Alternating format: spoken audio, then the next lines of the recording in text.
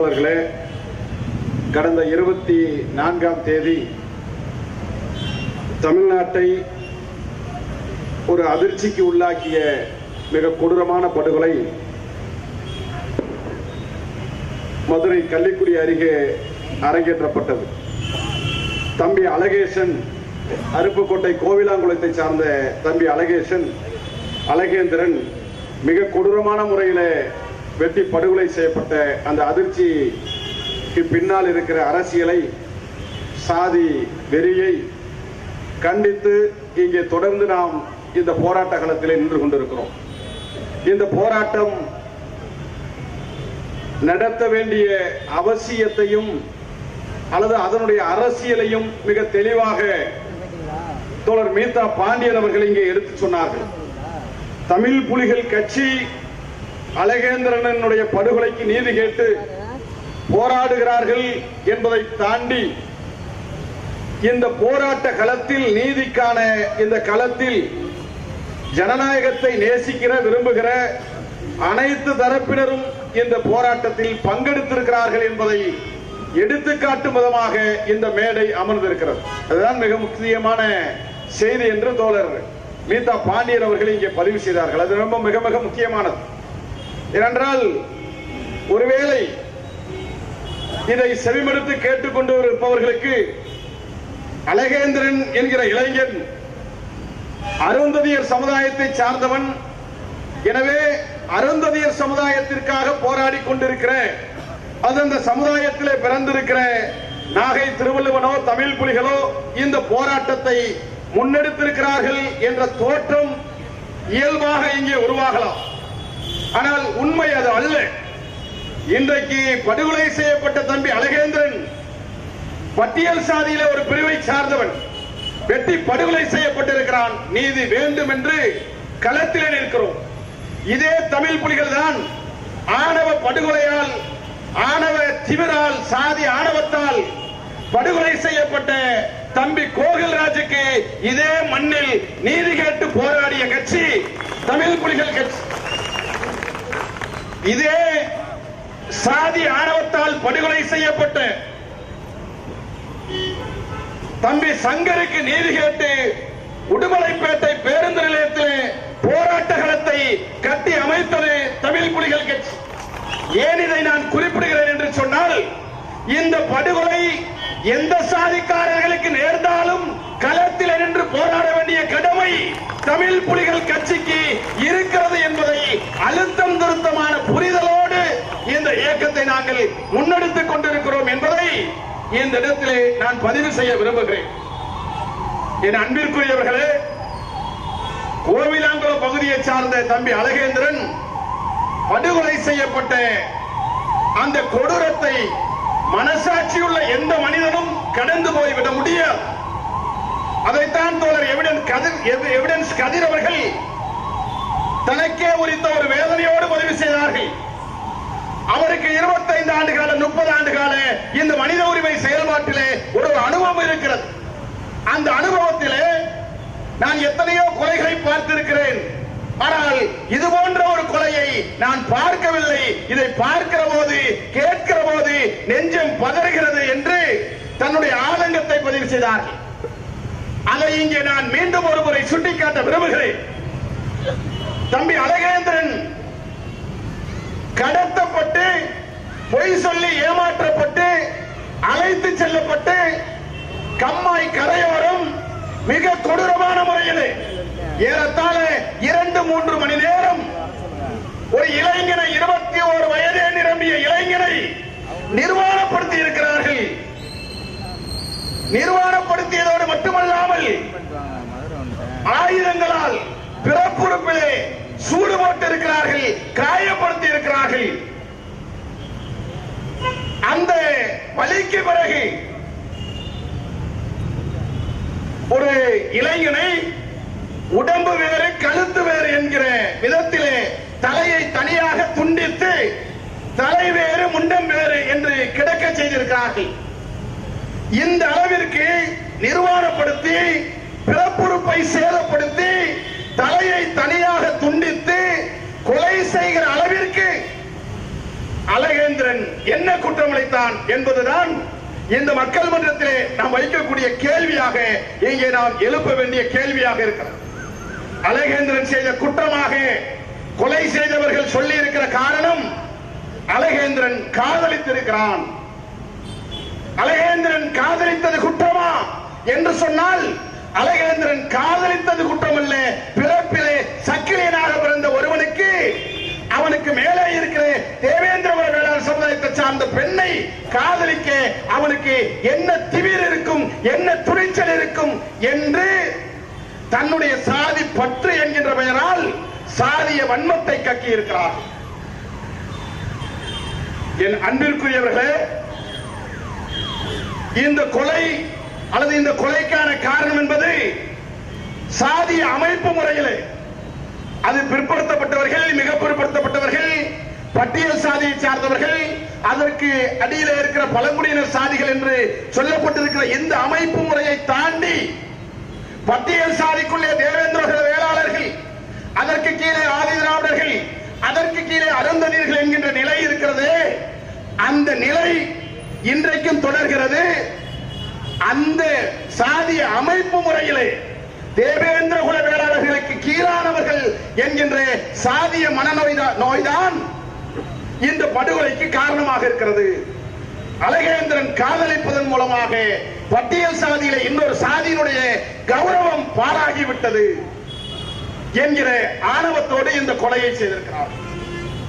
ஆனால் அருப்புக்கோட்டை வட்டாரத்திலே குறிப்பாக இந்த கோவிலாங்குளத்தை சுற்றி கடந்த கால அரசியலுக்கு என்று ஒரு வரலாறு உண்டு. ஏனென்றால் நான் பிறந்த கல்லூரணி என்கிற கிராமத்திற்கு அருகிலே இருக்கிற இந்த கிராமம் கோவிலாங்குளம்.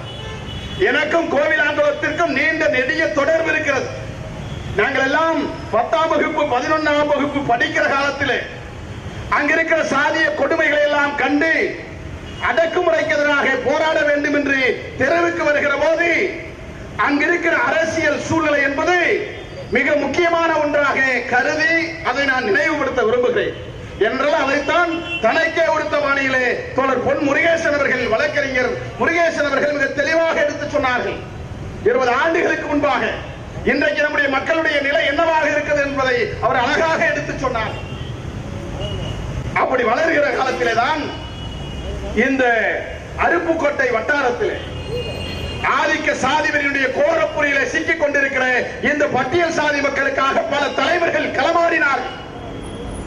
இன்னும் ஒரு வடிக்கு மேலே அண்ணன் முருகவேல்ராசன் அவர்கள் பேசினார்களே, மாவீரன் இமானுவேல் சேகரன் அவர்கள் ஒடுக்கப்பட்டோர் மாநாட்டை ஒடுக்கப்பட்டவர்களுக்காக ஒரு இயக்கத்தை கண்ட மாவீரன் இமானுவேல் சேகரன் அவர்கள் தீண்டாமையை ஒழிப்பு மாநாட்டை அருப்புக்கோட்டையிலே நடத்திய வரலாறுகள் உண்டு. அந்த இடத்தில்தான் சாதி ஆதிக்கத்திற்கு எதிராக கல்லூரணி, பந்தல்குடி போன்ற கிராமங்களிலே தீண்டாமை ஒழிப்பு பிரச்சாரங்களை தந்தை பெரியார் எடுத்ததாக வரலாறுகள் உண்டு. இன்னும் சொல்ல வேண்டும் என்று சொன்னால் இந்த மண்ணிலே சுயமரியாதை இயக்கங்கள் வளர்ந்த பிறகு சுயமரியாதை திருமணம் என்ற ஒன்றை தமிழக வரலாற்றிலேயே முதலாக சுயமரியாதை திருமணம் நடத்திய மண் அருப்புக்கோட்டை மண் என்பது கடந்த கால வரலாறு. இது பெரியார் இயக்கங்களுக்கு தெரியும். அப்படி நான் பிறந்த அந்த கல்லூரணி கிராமத்திற்கு அருகே இருக்கிற அருப்புக்கோட்டைக்கும் விருதுநகருக்கும் பெரியாரிய சித்தாந்தங்களிலே பல தொடர்புகள் இருக்கிறது. சுயமரியாதை இயக்கங்களுக்கு பின்னால் பல தொடர்புகள் இருக்கிறது.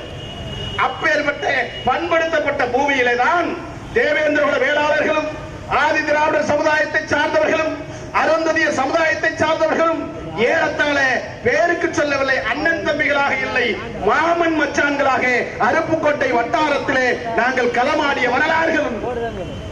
அந்த மண்ணிலே பிறந்த ஐயா சமத்துவ பறையர் என்று பெயரிலே அடையாளம் வைத்துக் கொண்டாலும் கூட எந்த சாதியை சொல்லி என்னை வீழ்த்தினார்களோ அந்த சாதியை சொல்லி தலைமுறை எனக்கு அந்த சாதி தேவைப்படுகிறதை ஒழிய நான் சாதி ஒழிப்புக்கான போராளி என்று களமாடியவர் சமத்துவ பறையனார் அவர்கள்.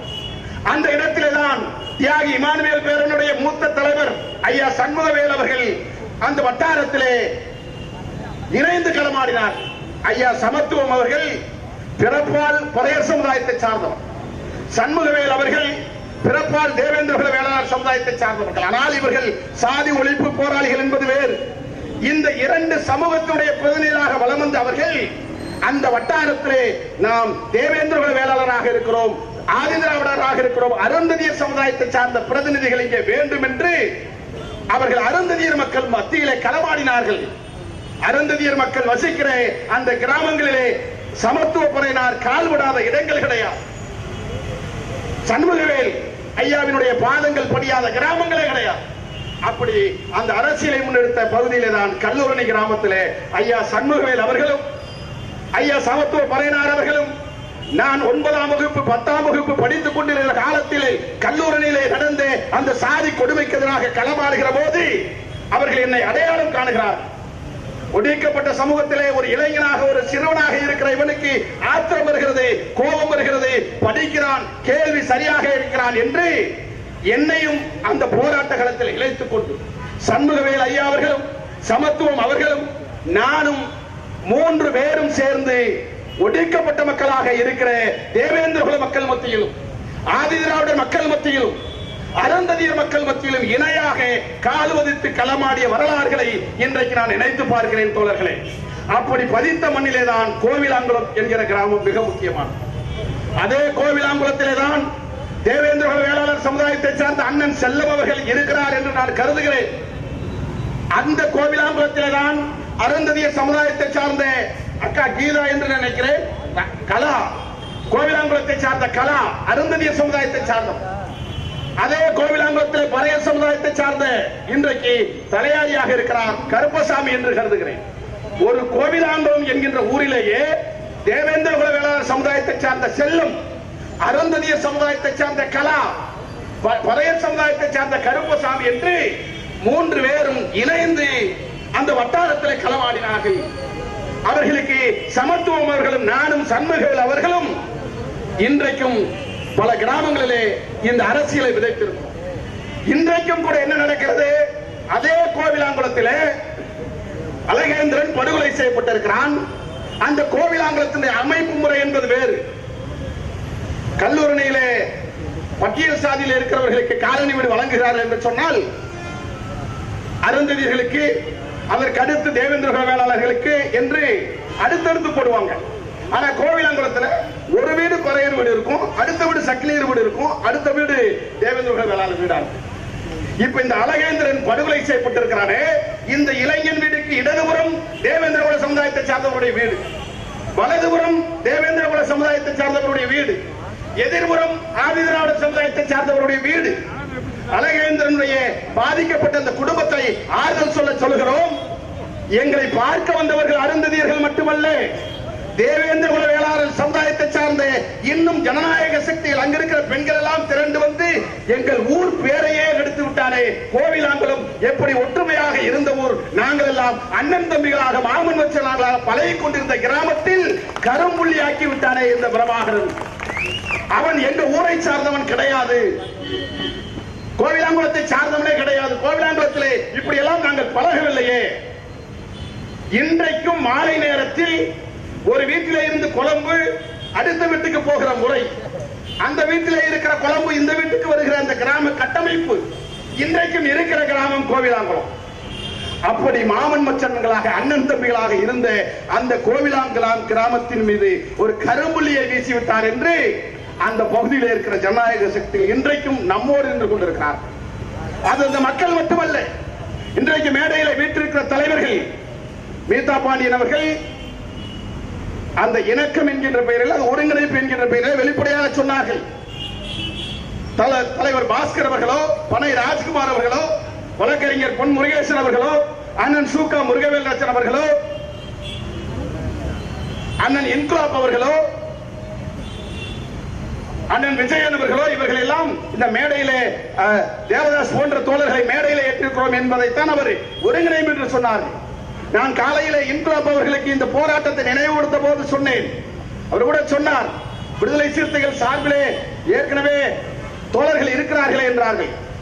அண்ணன் எல்லாளன் அவர்கள் வேண்டுமானால் விடுதலை சிறுத்தைகள் சார்பிலே பேசிக் கொள்ளட்டும், நீங்கள் தமிழ் புலிகள் கட்சியின் சார்பிலே பேச வேண்டும் என்று அவருக்கு அழைப்பு விடுத்தார். ஒருபோதும் இந்த மேடையில் இருக்கிற வீட்டில் இருக்கிற பொன் முருகேசன் அவர்களையோ சூக்கா முருகவேல்ராஜன் அவர்களையோ நாங்கள் தேவேந்திர குல வேளாளர்களுடைய பிரதிநிதியாக கருதவில்லை.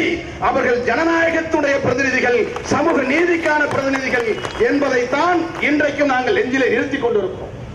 ஏறத்தாழ சூக்கா முருகவேல்ராஜன் அவர்களை எங்களுக்கு 25 ஆண்டு காலமாக தெரியும்.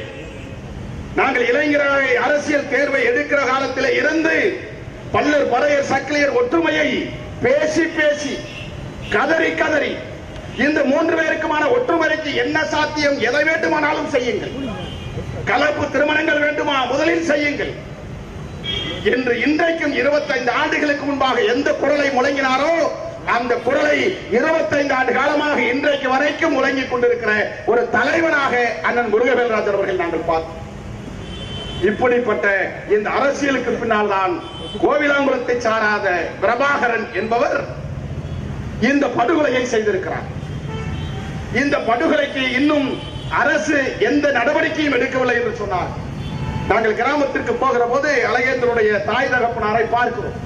நான் 3 நாட்கள் கழித்து தான் போகிறேன். அப்போது கேட்கிறேன், இந்த நிவாரணம் அரசு நிதி வந்து விட்டதா என்று சொன்னார்கள். எங்களுக்கு உயிரே போய்விட்டது, இந்த நிதி வந்து எங்களுக்கு என்ன செய்ய போகிறது, நிதி எல்லாம் எங்களுக்கு தேவையில்லை, எங்கள் பிள்ளையினுடைய சாவுக்கு நீதி கிடைத்தால் போதும் என்று இன்றைக்கும் கனத்த குரலோடு இருக்கிற அந்த அழகேந்திரன் குடும்பத்திற்கு அந்த நீதியை தர வேண்டிய கடமையில இருந்து மாவட்ட ஆட்சியாளர் தவறி இருக்கிறார். அங்கிருக்கிற கல்லுக்குடி டிஎஸ்பி அந்த அதிகார திமிரோடு இன்றைக்கும் கொடுத்த வாக்குறுதியை மீறி இன்றைக்கும் நடந்து கொண்டிருக்கிறார். அந்த வழக்கை அன்றைக்கு போராட்ட காலத்தில் இருக்கிற போது என்ன வாக்குறுதி கொடுத்தீர்கள்? மாலைக்குள் இந்த நிவாரண நிதி உங்கள் வங்கி கணக்கிலே வந்து சேர்ந்து விடும் என்று சொன்னீர்களே. அரசுக்கான வேலை உத்தரவாதம் கிடைத்து விடும் ஒரு வாரத்திற்குள்ள என்று சொன்னீர்களே. இந்த வழக்கிலே இந்த குற்றவாளிகளை குண்டர் தடுப்பு சட்டத்திற்கு நாங்கள் பரிந்துரை செய்திருக்கிறோம் என்று கள்ளிக்குடி டிஎஸ்பி சொன்னார்களே. அந்த சடலத்தை வாங்கிய பிறகு அவர்களுடைய வேலைக்கு சென்று விட்டார்கள். இன்னும் நம்மை இளிச்சவாயன்களாக இந்த காவல்துறையும் நிர்வாகத்துறையும் நினைத்துக் கொண்டிருக்கிறது என்பதை நாம் நமக்குள்ளேயே கேள்வி கணைகளிலே நம்முடைய இதயத்தை துளைத்துக் கொள்ள வேண்டும் என்று நான் இந்த இடத்திலே உங்களுக்கு நினைவூட்ட கடமைப்பட்டிருக்கிறேன். என் அன்பிற்குரியவர்களே, எவ்வளவு பிரச்சனை, கொலை செய்யப்பட்டவனுக்கு நீதி கேட்கிற போது கூட கவனமாக கேட்க வேண்டும் என்கிற நிலையிலே இருக்கிறோம். ஏனென்றால் இங்கே சொன்னார்கள், ஒடுக்கப்பட்ட மக்களுடைய ஒற்றுமையை சிதைக்காமல் அதே நேரத்தில் பட்டியல் சாதிக்குள்ளே இருக்கிற சில குறிப்பிட்ட நபர்களுடைய சாதி வெறியை ஆணவத்தை நாம் அடக்கியாக வேண்டும் என்று மிக தெளிவாக கவனமாக ஒரு அரசியலை முன்னெடுக்க வேண்டிய நிலைமைக்கு நாங்கள் இங்கே தள்ளிக் கொண்டிருக்கிறோம். ஏனென்றால் இங்கே கசப்பான உண்மைகளை கூட இங்கே பேசுவதற்கு கசப்பாக தெரிகிறது. அந்த அளவிற்கு சில பேருக்கு இங்கே சாதி வெறி தலைக்கேறி கொண்டிருக்கிறது. நல்ல வேளை தமிழ் புலிகள் வேறு, மக்கள் விடுதலை கட்சி வேறு என்று பார்ப்பவர்களுக்கு வேறாக தெரியலாம். தமிழ் புலிகள் கட்சி வேறு, வழக்கறிஞர் பொன் முருகேசன் அவர்கள் நடத்துகிற கட்சி என்பது வேறு என்று பெயரிலே வேறாக இருக்கலாம். ஆனால் ஒரே களத்தில் இருக்கிறோம். பார்க்கிறோமா, தேவேந்திர குல சமுதாயத்தை பிஜேபி ஆர்எஸ்எஸ் என்கின்ற நச்சு கிருமிகள் விஷ செடிகளை இங்கே விதைத்து விட்டார்கள். அந்த விஷ செடியை களையறுக்கிற போராட்டத்திலே நாங்கள் நின்று கொண்டிருக்கிறோம். அந்த பிஜேபி காரனால், அந்த ஆர்எஸ்எஸ் காரன் சிந்திய அந்த வலையால், அந்த பிஜேபி ஆர்எஸ்எஸ் விரித்த வலையிலே சில தலைவர்கள் பலியானார்கள். அந்த தலைவருடைய கருத்து தேவேந்திர மக்கள் மத்தியிலே சில விஷமத்தனமான கருத்தை விதைத்ததுடைய விளைவாக தன்னுடைய சகோதரனான சக்கிலியனை கொலை செய்கிற அளவிற்கு சாதி வெறி அவனுக்கு அரங்கேறிவிட்டது. இந்த இடத்தில் தேவேந்திர சமுதாயத்திலே அந்த சாதி வெறியினை தனிமைப்படுத்தி அதற்கு காரணமாக இருக்கிற தலைவர்களையும் பிஜேபியையும் நான் இங்கே வெளிச்சம் போட்டு காட்டவில்லை. அண்ணன் சூக்கா முருகவேல்ராஜன் அவர்களும், வழக்கறிஞர் பொன் முருகேசன் அவர்களும், பனை ராஜ்குமார் அவர்களும், வழக்கறிஞர் பாஸ்கரன் அவர்களும் இங்கே தோலுரித்து காட்டிருக்கிறார். இது ரொம்ப ரொம்ப முக்கியமானது. கட்சிகள் வேறாக இருக்கலாம், பொறுப்புகள் வேறாக இருக்கலாம், ஆனால் சிந்தனையிலே ஆர்எஸ்எஸ் இடமிருந்து பிஜேபியிடமிருந்து சாதி மதவெறி எல்லா சாதிகள் மத்தியிலும் பரவுகிறது. அந்த விஷ கிருமிகள், அந்த விஷ செடிகள், அந்த விஷ விதைகள் தேவேந்திர மக்கள் மத்தியிலும் விதைத்து விட்டார்கள் என்று நாம் நினைத்த கருத்தையே இங்கு இருக்கிற தலைவர்களும் பேசியிருக்கிறார். இந்த விஷ செடியை அல்லது இந்த விஷ கருத்தை தேவேந்திரகுல மக்கள் மத்தியில் மட்டும் இல்ல, அருந்ததியர் மக்கள் மத்தியிலே விதைக்கிறதுக்கான முயற்சி நடக்குது. அருந்ததியர் மக்கள் மத்தியிலையும் ஒயிட் காலர்ஸ் என்று சொல்லக்கூடிய அரசு அதிகாரிகள் அல்லது அரசு ஊழியர்களிடத்தில் அருந்ததியர்குல வேளாளர்கள், அருந்ததியர்கள் போர் வீரர்கள், அருந்ததியர்கள் தோளும் போருமாக வாழ்ந்தவர்கள், அந்த வரலாற்றுக்கு சொந்தக்காரர்கள் நாம் ஏன் சக்கிலியர் என்கிற இழிவட்டத்தை சுமக்க வேண்டும் என்று ஒரு கருத்தையும் இங்கே பரப்பிக் கொண்டிருக்கிறார்கள். ஒயிட் காலர்ஸ் என்று சொல்லப்படுகிற அரசு ஊழியர்களிடத்திலே இந்த ஏற்றத்தாழ்வு சிந்தனைகளை நான் வெளிப்படையாகவே பேசுகிறேனே. எல் முருகன் அவர்களால் ஒரு அமைப்பை மறைமுகமாக உருவாக்கப்பட்டு வழக்கறிஞர்கள் மத்தியிலே, அரசு ஊழியர்கள் மத்தியிலே, ஆசிரியர்கள் மத்தியிலே அருந்ததியர் மக்களையும் அந்த பாஜக RSS அந்த சதிவலைக்கு சிக்க வைக்கிற முயற்சி தொடர்ந்து நடந்து கொண்டிருக்கிறது. ஏற்கனவே ஆதி திராவிடர் சமுதாயத்திலே இந்த விதையை விதைக்க வேண்டும் என்று சில தலைவர்கள் மூலமாக முயற்சித்தார்கள். அங்கே திருமாவளவன் என்கிற மகத்தான ஒரு அம்பேத்கரியவாதி இருந்த காலத்தால் பிஜேபி RSS அந்த பலி அந்த அரசியல் அங்கே எடுபடவில்லை. அந்த அண்ணன் திருமாவளவன் வழியிலே நான் சொல்லுகிறேன், அது எல் முருகன் அவர்களாக இருந்தாலும் சரி, அவருக்கு பின்னால் நீங்கள் யாரே வந்தாலும் சரி, அருந்ததியர் மக்களை, நான் அருந்ததியர் மக்களுடைய பிரதிநிதியாக மட்டுமல்ல, பிஜேபி RSS அந்த சதிவலை எந்த சமுதாயத்தில் அது வேறுவிட்டாலும் அதை தடுக்கிற முயற்சியில் இருப்பேன். உங்கள் கனவு அருந்ததியர் சமுதாய மக்கள் மத்தியிலே ஒருபோதும் எடுபடாது. இங்கே நாங்கள் அருந்ததியர் மக்களை அம்பேத்கரிஸ்டுகளாக, பெரியாரிஸ்டுகளாக, மார்க்சிஸ்டுகளாக உருவாக்கி வைக்கக்கூடிய அரசியலை இங்கே நாங்கள் விதைத்துக் கொண்டிருக்கிறோம். நாங்கள் இங்கே சக்கிலியர்களுடைய படை என்பதை விட அம்பேத்கருடைய படையை கட்டமைப்பதுதான் எங்களுக்கு மிக முக்கியமானது. அருந்ததியர்களுக்கு ஒரு படை வேண்டும் என்று சொல்லுவதை விட பெரியாரிஸ்ட் என்கிற படை இந்த சமுதாயத்திற்கு தேவை என்பதை, மார்க்சிய சித்தாந்தம் கொண்ட ஒரு படை இந்த மக்களுக்கு தேவை என்பதைத்தான் தொடர்ச்சியான ஒரு அரசியலாக நாங்கள் முன்னெடுத்து வருகிறோம். அந்த களத்தில் இருந்து நாங்கள் பேசுகிறோம் என்பதை நீங்கள் புரிந்து கொள்ள வேண்டும். இந்த இடத்தில் யார் பாதிக்கப்பட்டால் நினைப்போம். அதைத்தான் நான் பல மேடைகளில் சொல்லி இருக்கிறேன். இன்றைக்கு தேவேந்திரகுல வேளாளர் சமுதாயத்தில் இருக்கிற ஒரு சமூக விரோதியாய் இந்த கொலை செய்யப்பட்டிருக்கிறது. இந்த இடத்தில் நான் சக்கிலியனாக நீதி கேட்கிறேன். அன்றைக்கு சங்கர் படுகொலை செய்யப்பட்டால் உடுமலைப்பேட்டையிலே நான் ஒரு பல்லனாகத்தான் நீதி கேட்டு களத்தில் இருந்தேன். கோகல்ராஜ் படுகொலை செய்யப்பட்டார், நான் ஒரு பறையனாக இருந்து களத்தில் நின்று போராடினேன், நீதி கேட்டேன். நாளை ஒரு குறவன் என்னால் பாதிக்கப்பட்டால் நான் குறவனாக இருந்து இந்த மக்களுக்கு நீதி கேட்கிற களத்தில் நிற்பேன். எனக்கு சாதி கிடையாது, நான் சாதி கட்டவன். சாதி ஒழிப்பு களத்திலே அம்பேத்கரிஸ்டாக, பெரியாரிஸ்டாக, மார்க்சிஸ்டாக பலம் வருவதைத்தான் நானும் எங்கள் இயக்கமும் விரும்புகிறோம். அந்த நிலையில இருந்து அழகேந்திரனுடைய இந்த படுகொலைக்கு நீதி கேட்கும். இதுல என்ன பெரிய குடும்பம்னா இந்த சமூகம் அழகா சொன்னாங்க. நிறைய மேடையில பேசியிருக்கிறேன், இதே இடத்துல பேசியிருக்கிறேன். எனக்கும் தேவேந்திரகுல வேளாளர்களுக்குமான உறவு என்பது ஏறத்தாழ கிட்டத்தட்ட நான் கல்லூரி காலத்திலே இருந்து இந்த சமூகத்திற்கும் எனக்குமான தொடர்பு இருக்கிறது. எல்லாரும் சொல்லுவாங்க, மதுரையில இருந்தாருன்னா நாகை திருவிழா எப்ப பார்த்தாலும் அந்த தேவேந்திரகுல வேளாளர் தலைவர்களோடையும் ஆதிராவிடர் தலைவர்களோடையும் இருக்கிறாரு. அருந்ததியர்களோடைய இருக்கிறத விட பல்லர் மறையோட தான் அதிகமா இணக்கமா இருக்கிறாரு, நட்போட இருக்கிறாரு, நெருக்கமா இருக்கிறாரு. அது நான் மதுரையில் இருக்கிறதுனால அல்ல, நான் பிறந்த மண்ணிலே இருந்து தொடங்கிய பயணம் ஒடுக்கப்பட்டோரோடு ஒற்றுமையாக இருக்க வேண்டும் என்கிற அரசியல். நான் கல்லூரி காலத்திலே இருந்து எங்களுடைய பயணம் ஒடுக்கப்பட்டவர்களுக்கான ஒற்றுமைக்கான பயணம். இன்னும் சொல்லணும்னா ஒடுக்கப்பட்ட மக்களுக்கான ஒற்றுமை பயணம் மட்டும் இல்ல, நான் கூட நகைச்சுவையா சொல்லுவேன். நாங்க பல்வேறு அரசியல் இருந்து எந்திரிச்சு வருகிற போது எங்க கிராமம் ரொம்ப சாதி வெறிபிடிச்ச கிராமம். ஆனா வெளிப்படையா இருக்காது, மறைமுகமா சாதிய தன்மை எந்த அளவுக்கு இருக்கு அந்த அளவுக்கு எங்க கிராமத்துல இருக்கும். எதிர்த்து போராடி பல வழக்குகளை போட்டு ஒரு கட்டத்துக்கு மேல தலை நிமிர்ந்தோம். பொன்முருகேசன் சொன்னார் இல்லைங்களா, எங்க அப்பா காலத்துல எப்படி இருந்தாருன்னு, அந்த வரலாறு நமக்கும் பொருந்தும். எங்க அப்பா காலத்துல, தாத்தா காலத்துல அது ஒரு வரலாறு தனியா இருக்கு. கல்லூரணிக்குன்னு ஒரு வரலாறு இருக்கு. அருப்புக்கோட்டை கோவிலாங்குளத்தை பத்தி வரேன். அந்த வரலாறுல நாங்க அரசியலான பிறகு எந்த ஒரு சாதியும் பிளவுண்டு கிடைக்கப்படாது. அப்படி சாதிகளாக ஒன்று சேர்ந்து சாதி ஒழிப்பு களத்தில் தன்னை இணைத்துக் கொள்ள வேண்டும். சாதிகளாக ஒன்றிணைவது சாதி ஆதிக்கத்திற்காக அல்ல, சாதிகளாக ஒன்றிணைவது சாதிய ஒழிப்பிற்காக என்கிற அரசியல் புரிதலோடு களமாடி இருக்கிற காரணத்தால் தான் பட்டியல் சாதிக்காரர்கள் மட்டும் ஒற்றுமையாக இருக்க வேண்டும் என்பதை தாண்டி பிற்படுத்தப்பட்டவர்கள், மிக பிற்படுத்தப்பட்டவர்கள் அனைவரும் ஒரு அணியிலே திரள வேண்டும்.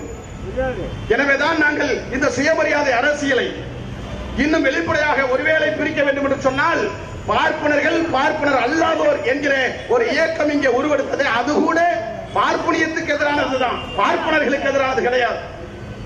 அந்த அரசியல் புரிதலோடு இந்த களத்தில் நின்று கொண்டிருக்கிறோம் தோழர்களே. இன்னும் சொல்லணும்னா தொடக்கத்திலே சொல்லிட்டாங்க, இந்த போராட்டம் அண்ணன் முருகராஜன் எல்லாம் ஒரு கட்டத்துல மேல இறங்கி வருத்தப்பட்டாரு, மன்னிப்பு கூட கேட்டார். மன்னிப்பு கேட்க வேண்டியது இல்லை. இது தேவேந்திரகுல மக்கள், ஒட்டுமொத்த மக்கள் செய்த குற்றம் அல்ல. தேவேந்திரகுல சமுதாயத்தில் இருக்கிற ஒரு சில சமூக விரோதிகள் இந்த குற்றச் செயலை செய்திருக்கிறார்கள். எனவே ஒட்டுமொத்த தேவேந்திர குல சமுதாயத்தின் மீது நாங்கள் பழியை சுமத்தவில்லை. அந்த சமூகத்தில் இருக்கிற சமூக விரோதிகளை தமிழ் புலிகள் மட்டும் அப்புறப்படுத்த வேண்டிய கடமை இல்லை, அந்த சமூகத்தில் இருக்கிற தலைவர்களுக்கும் அந்த கடமை இருக்கிறது. இன்னும் சொல்லணும்னா அதைத்தான் நாங்க தொடர்ந்து பேசிட்டு இருக்கிறோம். எப்படி இருந்த தேவேந்திரகுல வேளாளர் சமுதாயம், தீண்டாமை ஒழிப்பிற்காக மாநாடு போட்ட தியாகி இமானுவேல் பரம்பரையிலே வந்த சமூகம். நான் கூட சொன்னேன், சண்முகவேல் ஐயா அதனுடைய தொடர்ச்சியாக, அண்ணன் சந்திரபோஸ் அவருடைய தொடர்ச்சியாக இன்றைக்கும் அந்த அரசியலை முருகவேல் ராஜன் போன்ற தலைவர்கள் எடுத்து வருகிற இந்த சமூகத்திலே, மலைச்சாமி அவர்கள் பிறந்த இந்த சமுதாயத்திலே சில சமூக விரோதிகள் இருக்கிறார்கள் என்று சொன்னால் அந்த சமூக விரோதிகளை அடையாளம் காண வேண்டிய கடமை அனைவருக்குமானது, பொதுவானது. அதை புரிந்து கொள்ள வேண்டும். இப்ப என்ன, இந்த கொலை ஒரு வகையான ஆணவ கொலை. பொதுவா ஆணவ கொலைனா நம்ம என்ன நினைக்கிறோம், மேல் சாதிகள் என்று சொல்லப்படுகிற பிற்படுத்தப்பட்ட சாதியை சார்ந்தவர்கள், மிக பிற்படுத்தப்பட்ட சாதியை சார்ந்தவர்கள் பட்டியல் சாதிக்காரர்களை கொலை செய்தால் தான் அது சாதிய கொலை. அது இல்லாத கொலைகள் சாதிய கொலை அல்ல, ஆணவ கொலை அல்ல என்று தர்க்கம் பேசுகிற நிலையிலே புரிதல் குறைவாக இருக்கிற இந்த அரசியல் களத்திலே பட்டியல் சாதியிலே இருந்தாலும் கௌரவம் என்கிற பெயரிலே, சாதி ஆதிக்கம் என்கிற பெயரிலே கொலை செய்யப்பட்டால் அது ஆணவ கொலையாக பதிவு செய்யப்பட வேண்டும் என்கிற இந்த மக்களினுடைய யதார்த்தத்திலே இருந்துதான், உணர்வுகளிலே இருந்துதான் சாதிய வன்கொடுமை என்பது வேறு, ஆணவ படுகொலை என்பது வேறு, கௌரவ படுகொலை என்பது வேறு என்பதை நாங்கள் தெளிவாக இங்கே பதிவு செய்ய விரும்புகிறோம். என்ன தெரியலையே, எதிர்க்கட்சியாக இருக்கிற போது மாண்புமிகு தமிழக முதலமைச்சர் அவர்கள் ஆணவ படுகொலைக்கு தனியாக சட்டம் வேண்டும் என்று பேசினீர்களே, இது திராவிட முன்னேற்ற கழகத்தினுடைய கருத்து என்று முழங்கினீர்களே, நீங்கள் ஆட்சி அதிகாரத்திற்கு வர வேண்டும் என்று ஓடோடி உழைத்தவர்கள் நாங்கள். திராவிட மாடல் ஆட்சி இந்த மண்ணிலே மலர வேண்டும், எங்க இருக்கிற திராவிட முன்னேற்ற கழகம் ஆட்சி கட்டிலே அமர வேண்டும் என்று தமிழ்நாடு முழுவதும் பிரச்சாரத்தில் ஈடுபட்டு உங்களை முதலமைச்சராக தேர்வு செய்ததிலே எல்லளவு பங்காவது தமிழ் புலிகள் கட்சிக்கும் இருக்கிறது என்கிற உணர்வோடு கேட்கிறோம். எதிர்கட்சியில இருக்கிற போது நீங்கள் சொன்ன அந்த ஆணவ படுகொலை சட்டம் இன்றைக்கு ஏன் தேவையில்லை என்கிற நிலைமைக்கு நீங்கள் வருகிறீர்கள். இதை நீங்கள் தெளிவுபடுத்த வேண்டிய கடமை இருக்கிறது. இல்லை என்றால் நாங்கள் தெளிவுபடுத்த வேண்டிய இடத்திலே நாங்கள் நின்று கொண்டிருக்கிறோம். ஆணவ படுகொலை தேவையில்லை. இந்த கொலை 24 நடக்குது, அதற்கு முதல் நாள் தான் சட்டமன்றத்தில் ஆணவ படுகொலைக்கு சட்டம் தேவையில்லைன்னு சொல்றாங்க. ஆணவ படுகொலைக்கு சட்டம் வேண்டும் என்று நாங்கள் ஏன் கேட்கிறோம் என்பதை நீங்கள் புரிந்து கொள்ள வேண்டும். முதலமைச்சர் என்ன சொல்றாரு, வன்கொடுமை தடுப்பு சட்டம் இருக்கு, இந்திய தண்டனை சட்டம் இருக்கு, அதுவே போதுமானது என்று சொல்லுகிறார். இப்பொழுது நாங்கள் என்ன கேட்கிறோம், இப்போ அழகேந்திரன் படுகொலை செய்யப்பட்டிருக்கிறார். இந்த படுகொலையில படுகொலை செய்தது அதே பட்டியல் சாதியில இருக்கிற இன்னொரு பிரிவு. இந்த வழக்குல அது வேறு. இந்த வழக்குல தெளிவா சொன்னாங்க, தமிழ் புலிகள் கட்சி இல்லைன்னா இந்த வழக்கு எப்படி செதஞ்சிருக்கும். அது ஒரு நிதர்சனமான உண்மை. படுகொலை செய்யப்பட்ட அழகேந்திரனை படுகொலை செய்த பிரபாகரன் என்கிற சமூக விரோதி நேரடியா போலீஸ் ஸ்டேஷனுக்கு போயிட்டாரு. அங்க போய் சரண்டர் ஆயிட்டு, நான் மட்டும்தான் கொலை செஞ்சேன், கஞ்சா குடிச்சோம், சாராயம் குடிச்சோம், சாராய போதையில மது போதையில எங்க மாமா மகளை காதலிச்சான், அதனால கொலை செஞ்சேன், நான் மட்டும்தான் கொலை செஞ்சேன்னு அவன் சரண்டர் ஆயிட்டான். இந்த சரண்டர் ஆன பிறகு கள்ளிக்குடியில் இருக்கிற போலீஸ் அந்த பிரபாகரனோட இந்த கேஸை முடிக்கிறாங்க. அதற்கு முன்னாடி பையனை காணோம்னு அழகேந்திர குடும்பத்துல அருப்புக்கோட்டையில மனு கொடுக்கறாங்க. கள்ளிக்குடியில இருந்ததாக சொல்றாங்க, நீங்க அங்க போங்கன்னு அழைக்கிறாங்க. கள்ளிக்குடிக்கு போனா நீங்க பிறந்தது கோவிலாங்குளம், அங்க போங்கன்னு அழைக்கிறாங்க. 2 நாளா பையனை காணோம். பதட்டத்துல குடும்பம் இருக்கு. அந்த பதட்டத்தில் இருக்கிற அழகேந்திரன் குடும்பத்தாரை கள்ளிக்குடி காவல் நிலையத்தை சார்ந்தவர்களும் இங்க இருக்கிற அருப்புக்கோட்டை காவல் நிலையத்தை சார்ந்தவர்களும் அலைக்கழிப்பு செய்திருக்கிறார். பிறகு தமிழ் புலிகள் கட்சியினுடைய கவனத்திற்கு வந்த பிறகு காவல் நிலையத்திற்கு பொறுப்பாளர்கள் போகிறார்கள். பொறுப்பாளர்களை மிரட்டுகிற பணியை அங்கிருக்கிற கள்ளிக்குடியினுடைய காவல்துறை அதிகாரிகள் செய்கிறார்கள். கட்சியினுடைய அழுத்தத்திற்கு பிறகு காவல்துறை என்ன சொன்னது? ஒருத்தன் கொலை செஞ்சான், அவன் சரண்டர் ஆயிட்டான், கேஸ் முடிஞ்சிச்சு. நாங்க சொல்றோம், பிரபாகரனுக்கும் அழகேந்திரனுக்கும் பெரிய வயசு வித்தியாசம்லாம் கிடையாதுங்க. ஒரு ஆள் எப்படிங்க தலையை தனியா அறுத்து கொலை செய்ய முடியும்? நிர்வாணப்படுத்தி இருக்க முடியும், பிறப்புறுப்பை சூடுபடுத்தி இருக்க முடியும். கம்மாக்கரைக்கு எப்படிங்க ஒருத்தரை தனியா அழைச்சிட்டு போக முடியும்? அங்கிருந்து ஒருத்தர் தப்பிச்சு ஓட முயற்சி பண்ண மாட்டானா? கத்தி இருக்க மாட்டானா? கதறி இருக்க மாட்டானா?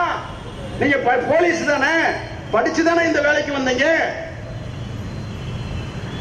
இந்த ஒரு அடிப்படை புரிதல் கூட போலீஸுக்கு இல்லையா என்று பல கேள்வி கணைகளை தொடுத்து போராட்ட காலத்தில் இருந்த பிறகுதான் அங்க இருக்கிற டிஎஸ்பி தலைமையில போலீஸ் விசாரிக்கிறாங்க. அப்ப பாடி கிடைக்கிற இடம் சத்திரப்பட்டி போலீஸ் ஸ்டேஷன் லிமிட். அப்ப சத்திரப்பட்டி போலீஸ்காரங்க என்ன சொல்றாங்க? இந்த வழக்கை முடிக்கணுங்கிற அலைக்கழிப்பிலேயே நிக்கிறாங்க. அப்ப அதுக்கு டிஎஸ்பி கள்ளிக்குடி தான். இந்த போராட்டத்திற்கு பிறகு, அழுத்தத்திற்கு பிறகு பிரபாகரனை விசாரிக்கிறார்கள். விசாரிக்கிற போது இந்த குற்றத்திலே 6 பேர் ஈடுபட்டு இருக்கிறார்கள் என்று செய்தி வருகிறது. இந்த 6 பேர்ல நாம் காதலித்ததாக சொல்லப்படுகிற பெண்ணினுடைய தகப்பனார் ஒருத்தர். அப்ப இப்ப என்ன பிரச்சனை? தகப்பனார், அவருடைய மருமகன், அதாவது காதலிக்கக்கூடிய அந்த பிள்ளையினுடைய மாமா, அந்த 2 பேரை சார்ந்தவர்கள் அந்த வழக்கில் இருக்கிறார்கள் என்று தெரிய வருகிறது. அதற்கு பிறகு அந்த 2 பேர் மட்டுமே எப்படி கொலை செய்திருக்க முடியும் என்று நாங்கள் போராட்ட காலத்தை இந்த மண்ணிலே 3 நாட்களாக தமிழ் புலிகள் கட்சி இங்க இருக்கிற மேடையில் இருக்கிற தோழமை கட்சி தலைவர்கள் அங்க போராடுறாங்க. போராடின பிறகுதான் அந்த வழக்கில் 6 பேர் குற்றவாளிகள் என்று வழக்கு நகர்த்தப்படுகிறது. இப்படி முண்டம் தனியா தலதனியா கிடைக்கிற ஒரு பிணத்தினுடைய அந்த போராட்டத்திற்கு, நீதி கேட்கிற போராட்டத்திற்கே 3 நாட்களாக போராட வேண்டியதாக இருக்கிறது. இந்த போராட்டத்திற்கு பிறகுதான் சத்திரப்பட்டி காவல்துறை அதிகாரிகள் வழக்கை பதிவு செய்து குற்றவாளிகளை கைது செய்தார்கள். அப்போ குற்றவாளிகள் கைது செய்யப்பட்ட குற்றவாளி பிரபாகரனும் அந்த பொண்ணோட அப்பாவும் சொல்லி இருக்கிறாங்க, நாங்க தான் கொலை செஞ்சோம். ஏன் சக்கிலிய பையன் எப்படி எங்க பிள்ளைய கல்யாணம் முடிக்கலாம்? இது எங்களுக்கு அவமானம், கௌரவம் குறைச்சல், அதனால கொலை செஞ்சோம்னு சொல்றேன். இப்ப நான் என்ன கௌரவம்னு சொல்றேன், அந்த பிரபாகரனுக்கோ அவருடைய இந்த பெண்ணினுடைய தகப்பனாருக்கோ நான் கௌரவத்துக்குள்ள நான் போக விரும்புறதில்லை. கௌரவம்னு ஒண்ணு இல்லைங்கிற நம்பிக்கையில் இருக்கிறவன் நான். ஆனா நீ கௌரவம் சொன்னதுனால சொல்றேன். நீ அவ்வளவு கௌரவமான ஆளா இருந்தா, அவ்வளவு உனக்கு அது கௌரவ குறைச்சலா இருந்தா, நீ முதல் ஒழுக்கமானவனா இருக்கணும்ல. நீ யாரு அப்படின்னா நல்லா கேட்டுக்கங்க. இந்த பொண்ணோட அப்பா, அந்த அப்பாவோட அக்கா மகன் தான் பிரபாகரன், கிட்டத்தட்ட மருமையன். மாமா மருமையன் 2 பேர் சேர்ந்துதான் இந்த கொலையை பண்ணியிருக்கிறாங்க. இவங்க 2 பேரு சாதி கௌரவ குறைச்சல் சொல்றாங்க. என்னைய கேட்டா தேவேந்திர குல வேளாளர் சமுதாயத்திற்கே கௌரவ குறைச்சல இந்த 2 பேர் தான், அந்த சாதியில பிறந்ததுதான் குற்றம். அதான் கௌரவ குறைச்சல். ஏன் சொல்றேன் தெரியுமா?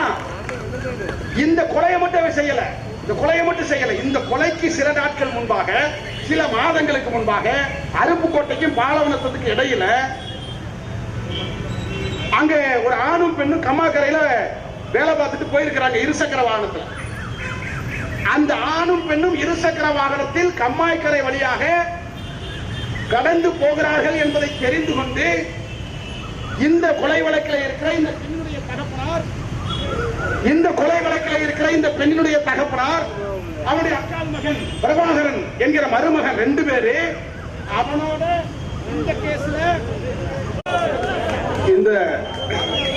இந்த கொலை வழக்கில் கைது செய்யப்பட்டிருக்கக்கூடிய பெண்ணினுடைய தகப்பனாரும் அவருடைய மருமகன் சொல்லக்கூடிய பிரபாகரன் அந்த சமூக விரோதியும் 6 பேர் இந்த கொலை வழக்கில் கைது செய்யப்பட்டிருக்கிறாங்க. இவங்க இந்த கொலையை மட்டும் செய்யல. இந்த கொலைக்கு சில மாசங்களுக்கு முன்னால ஒரு ஆணும் பெண்ணும் தனியா கம்மாக்கரை ஓரமா அருப்புக்கோட்டை பக்கத்துல பாலவனத்தம்னு ஒரு ஊர் இருக்கு. அந்த ஊர் வழியா வேலை முடிச்சுட்டு போறாங்க அப்படிங்கறத தெரிஞ்சுக்கிட்டு இந்த பொண்ணோட அப்பா பேரு சீனிவாசன், இந்த பொண்ணோட மாமன் பேரு பிரபாகரன். இந்த பிரபாகரன் சீனிவாசனோட கைது செய்யப்பட்டிருக்கிற 3 பேரு பிற்படுத்தப்பட்ட சாதியை சார்ந்தவங்க. அந்த பிற்படுத்தப்பட்ட சாதியை சார்ந்தவர்களும் இந்த பிரபாகரனும் இந்த சீனிவாசன் போன்ற இந்த 5-6 பேருமே சேர்ந்து இந்த கொலை வழக்குக்கு சில மாதங்களுக்கு முன்பாக பாலவனத்துக்கு அருகே தனியாக சென்ற ஒரு ஆணையும் பெண்ணையும் வழிமறைத்து அந்த ஆணை அடிச்சு விரட்டிட்டு அந்த பெண்ணை இந்த 6 பேருமே சேர்ந்து கூட்டு பாலியல் பலாத்காரம் செஞ்சிருக்கிறாங்க. இது வழக்கு பதிவு செய்யப்பட்டு அவங்க சிறையில் அடைக்கப்பட்டிருக்கிறாங்க. அந்த சிறையில இருந்து பிணையில வெளியில வந்து கண்டிஷன் கையெழுத்து போட்டு இருக்காங்க. யாரு? இந்த பொண்ணோட அப்பே சீனிவாசனும் மாமன் பிரபாகரனும் அவங்க கூட கைதாகி இருக்கிற சில சாதி வெறியர்கள். நான் கேட்கிறேன், கௌரவத்தை பத்தி பேசுகிற சீனிவாசனே, கௌரவத்தை பத்தி பேசுகிற பிரபாகரனே, நீங்க 2 பேரும் மாமன் மருமகன் முறை வருது, 2 பேரும் சேர்ந்து எப்படி ஒரு பொண்ணுட்ட போறீங்க? கேவலம் இல்லையாடா? இதை விட கேவலம் வேற என்னடா வேணும்? ஆடு மாடாடா? ஒரு மாமனும் மருமகனும் சேர்ந்து உனக்கு என்ன சொல்றது? இந்த கேடுகட்ட கேவலமான இந்த கூட்டு பாலியல் பலாத்காரத்தை செஞ்ச நீ கௌரவத்தை பத்தி பேசலாமா? என்னை பொறுத்தவரை இந்த மாமனும் மருமகனும் சேர்ந்து கூட்டு பாலியல் பலாத்காரம் செய்த கொடூரர்கள், காம கொடூரர்கள், பாலியல் குற்றவாளிகள், இவர்கள் இந்த தேவேந்திரகுல சமுதாயத்திற்கே இழுக்கு என்பதுதான் நிதர்சனமான உண்மை என்பதை நாம் புரிந்து கொள்ள வேண்டிய நெருக்கடியை நாம் நின்று கொண்டிருக்கிறோம். அப்படி கூட்டு பாலியல் பலாத்காரம் செஞ்ச அந்த அக்யூஸ்களை வச்சுதான் இந்த கொலையை பண்ணியிருக்காங்க. அப்ப இவங்களுக்கு உடம்ப பொறுத்த மட்டும் பொம்பளையா இருந்தா கழட்டி பார்க்கணும், ஆம்பளையா இருந்தாலும் கழட்டி பார்க்கணும். இவனுக்கு கோணமே இப்படித்தான் இருக்கு. இவங்க வந்து அந்த என்னமோ சொல்லுவாங்க, சைக்கோவா நிறுவனப்படுத்தி பார்க்கக்கூடிய சைக்கோ. இவங்க எல்லாம் தனியா செல்லுல வச்சு இந்த மனநோயாளிகளுக்கு தனியா ட்ரீட்மெண்டே கொடுக்கணும். இப்படிப்பட்ட ஒரு கேடுகட்ட கொலையை செய்துவிட்டு கௌரவம் என்கின்ற பெயரிலே ஒரு சமுதாயத்திற்கு இழுக்கு ஏற்படுத்தக்கூடிய இவர்களை சமூகத்திலே இருந்து அப்புறப்படுத்த வேண்டும் என்பதுதான் இங்க இருக்கிற ஜனநாயகவாதிகளுடைய குற்றச்சாட்டு, இங்க இருக்கிற ஜனநாயகவாதிகளுடைய இந்த போராட்டம். எனவே இந்த போராட்டம் இன்னொன்றையும் சொல்லுகிறது. இந்த போராட்டத்திலே முத்தாய்ப்பாக பேசப்படுகிற செய்தி ஆணவ படுகொலைக்கு சட்டம். முதலமைச்சர் என்ன சொல்றாரு? தேவையில்லைன்றார்.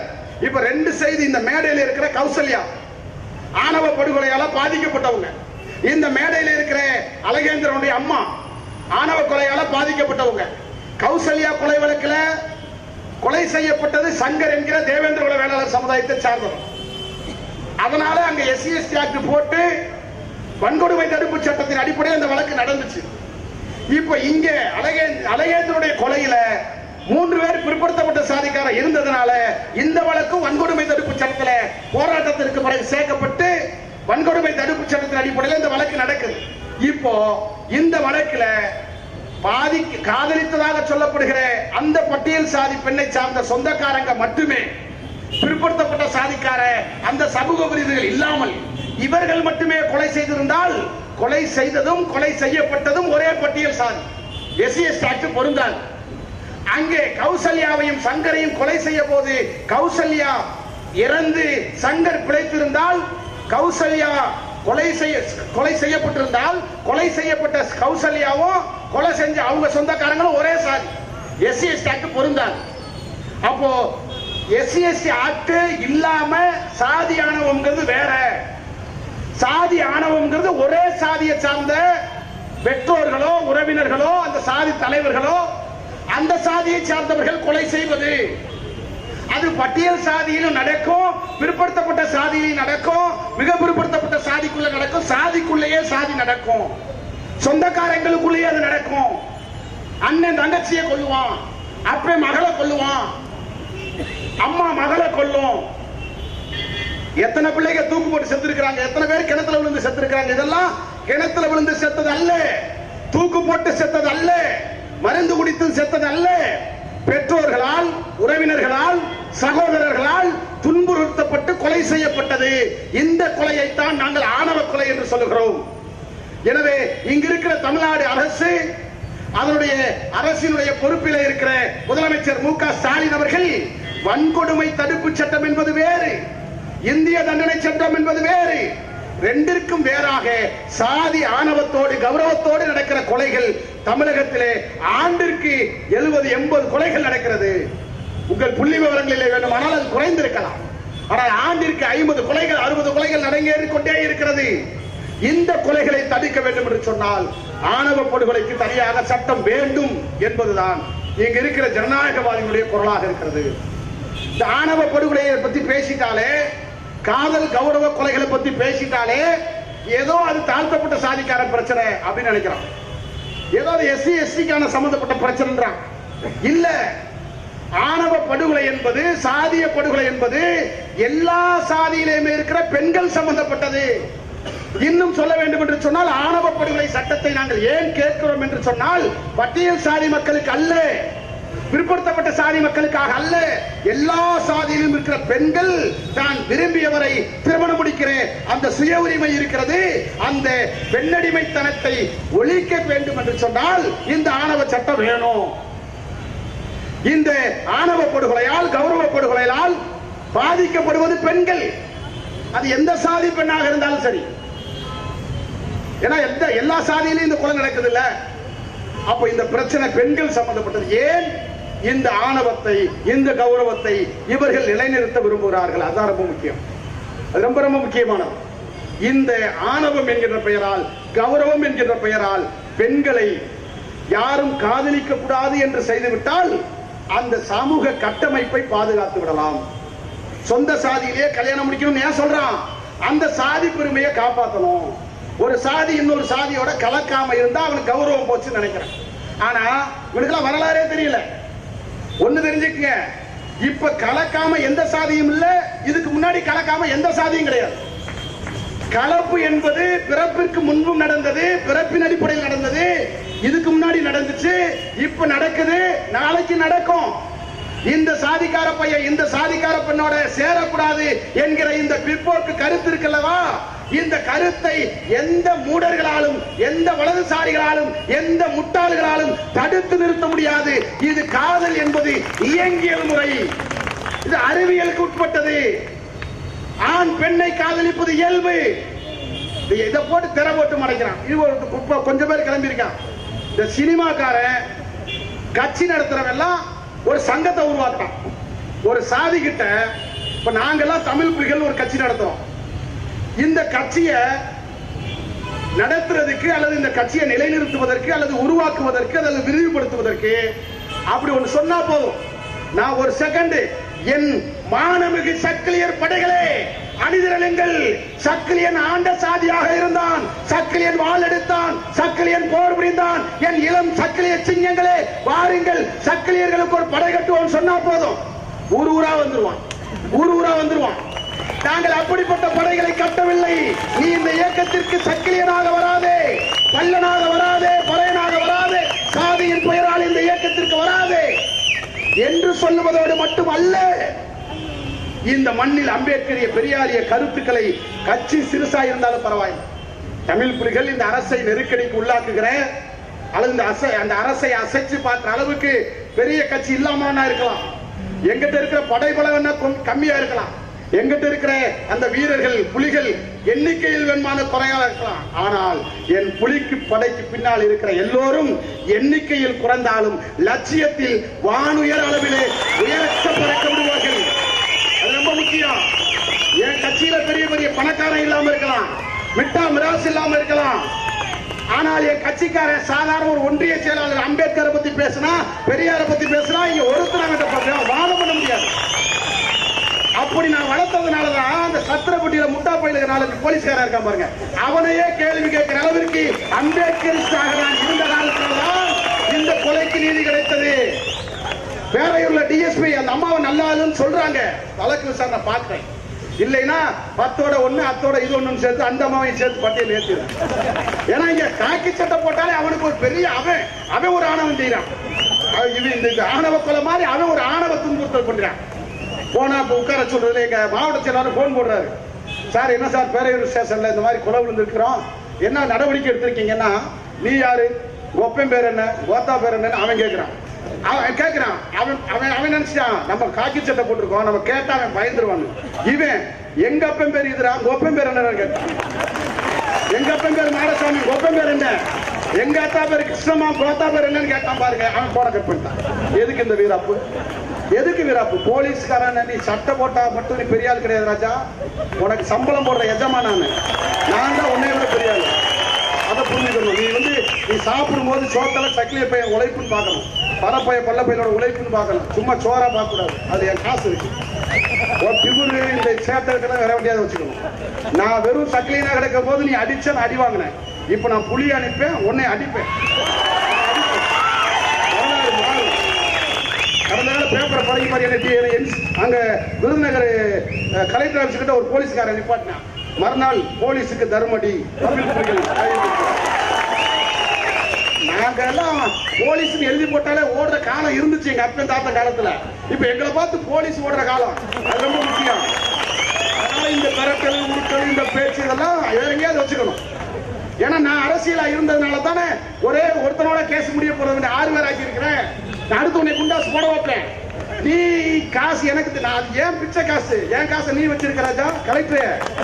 ஆதி திராவிட கொலை காசு என் காசு, என் காசை வச்சிருக்கிற நீ கடங்காரன், நீ கலெக்டர் கிடையாது, எனக்கு கடங்காரன். ஒழுங்கா அந்த செக்க காசை கொடுக்க வழியை பாரு. இல்லைன்னா அடுத்து அண்ணா எல்லா இல்லைன்னு சொல்லிட்டாரு. இப்ப மரியாதைக்காக விட்டு போறான். அடுத்து கலெக்டர் ஆஃபீஸ்ல தான் உட்காருவான். காசு எங்க மயத்துக்கு சமங்கிறதால தூக்கி போட்டீங்க போராட்ட காலத்துல. அதான் இதோட பெரிய வேற விஷயம் பார்த்துக்கலாம். இதை ஏன் நான் சொல்றேன்னா, ஆணவ படுகொலையை வேற பார்க்கணும், அரசாங்கம் இதுல கவனம் செலுத்தணும்னு பார்க்கிறோம். அப்படி செலுத்துகிற போது அந்த அரசியலை முன்னெடுக்க வேண்டிய கடமை இங்க இருக்கிற ஜனநாயகவாதிகளுக்கு இருக்கிறது. ஏன்னா ரொம்ப சாதாரணமா நான் இதை எதுக்கு சொல்ல வந்தேன்னா, தமிழ் புலிகள் கட்சி இவ்வளவு சிரமத்தோட களத்தில் நிற்கிறோம். எண்ணிக்கை சிறுசா இருந்தாலும் அவன் அரசியல் படுத்துறோம். ஆனா இப்ப கொஞ்சம் பேர் என்ன பண்ணிடுறான், ஒரு ஜாதி சங்கத்துக்கு தலைவர் ஆகணும். அவன் என்ன பண்ணிடுறான், அவன் அந்த ஜாதிக்கே பாதுகாப்புக்கு வந்தவன் மாதிரி, அந்த ஜாதியை காப்பாற்ற வந்தவன் மாதிரி, அந்த ஜாதியினுடைய ஆண்ட பெருமையை பேசுறான். ஒரு ஜாதிக்கு தலைவனாகிறது ரொம்ப ஈஸி. என்ன, அந்த ஜாதி ஆண்ட ஜாதின்னு சொல்லணும், அந்த ஜாதி பெரிய சாதின்னு சொல்லணும். அந்த சாதி பெண்களை எல்லாம் அவங்க அப்பா அம்மாக்கே இல்லாதாக்கிற இவனுக்கு வந்துடும். அந்த அப்பா இப்ப தர்மபுரி இளவரச படுகொலை என்ன நடந்துச்சு, தர்மபுரி இளவரசன் கொலையில 2வது இருக்கட்டும், முத என்ன நடந்துச்சு, 2 பேரும் சேர்ந்தாங்க. சேர்ந்த போது அந்த பொண்ணோட அப்பா அம்மா இணக்கமா இருந்தாங்க, விரும்பிதான் கொடுத்தாங்க. அதுக்கப்புறம் அந்த சாதிக்காரங்க எல்லாம் போய் அவனை குழப்பி அப்புறம் தான் பிரச்சனையாச்சு. இப்போ என்ன நடக்குதுன்னா, இந்த அதை கூட சொன்ன இந்த திருநெல்வேலியில மார்க்சிஸ்ட் கம்யூனிஸ்ட் ஆட்சி ஆபீஸ போய் அடிச்சு நொறுக்கினாங்க. அது ஏதோ பிள்ளைமார் சமூகமா அந்த சமுதாயத்துல ஒருத்தர் தலைவனா வரணும்னு நினைக்கிறேன். தலைவனா வரணும்னா என்ன செய்யணும், நீ பிள்ளைமார் சமுதாயத்திற்கு நல்லது பண்ணு. அந்த சமுதாயத்துக்கு இட ஒதுக்கீடு கிடைக்கல, அந்த சமுதாயத்துல படிச்சுட்டு வேலைக்கு போக முடியல, அந்த சமுதாயத்துடைய அரசியல் பிரதிநிதிகள் இல்ல. அப்படி எவனாவது ஒரு சாதிக்கு தலைவனாக வேண்டும் என்று சாதிக்கு தலைவனாக இருப்பவனால் இந்த சாதியை அரசியலாக்க முடியாது என்பது வேறு. அண்ணா கனியமுதன் என்ன சொன்னார் பாத்தீங்களா, சாதிய சிந்தனையோடு இருப்பவர்களால் ஒரு சாதியை அணிதிரட்ட முடியாது. அது திரட்டுற மாதிரி தெரியலாம், ஆனா அந்த சாதி சிந்தனை நிலைக்காது.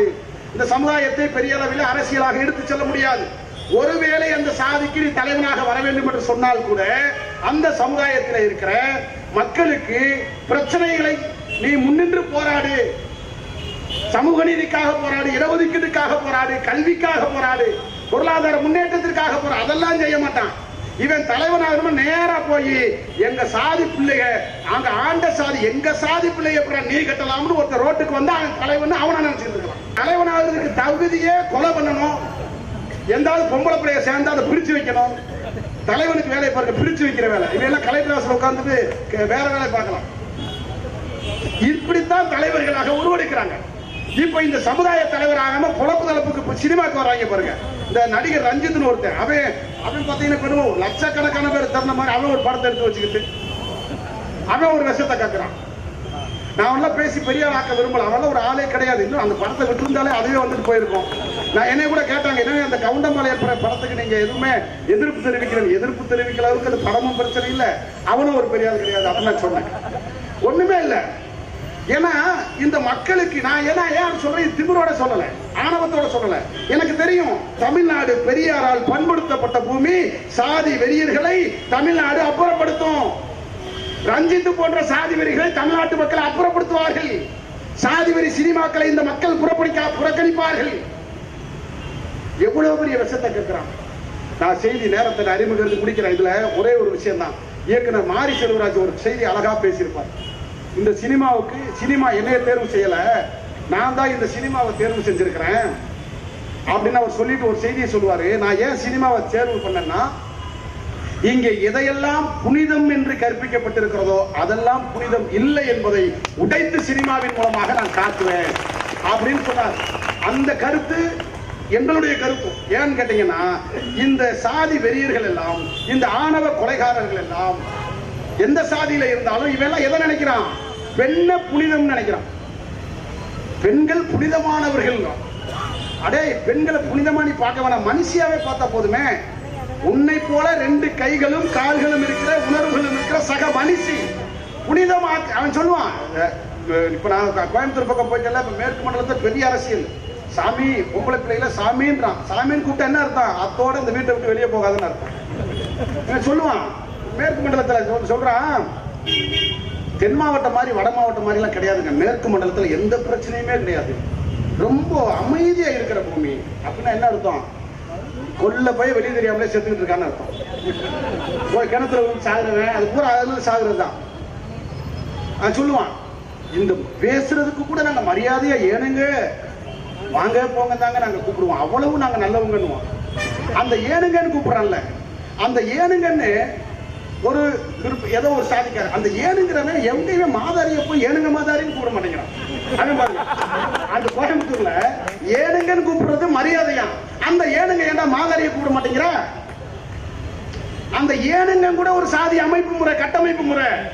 பெண்ணை புனிதம் என்கின்ற பெயரால் பெண்களை வீட்டை விட்டு வெளியே வராமல் தடுத்து வைப்பது ஒரு வகையான வன்முறை. இப்படி எது சாதி கொடுமை, எது வன்கொடுமை, எது பெண்களுக்கு இழிவானது, எது பெண்களை காப்பாற்றுகிறோம் என்கிற பெயரில் அவருடைய உரிமைகளை தடுப்பதுன்னு தெரியல. அந்த அளவிற்கு அரசியலை தெரியாமல் அடக்குமுறைக்கு அந்த மண்டலத்தை அவர்கள் வைத்திருக்கிறார்கள். எனவே அந்த அரசியலை முறியடிக்க வேண்டிய கடமை நமக்கு இருக்கிறது என்பதை நாம் இங்கே புரிந்து கொள்ள வேண்டும்.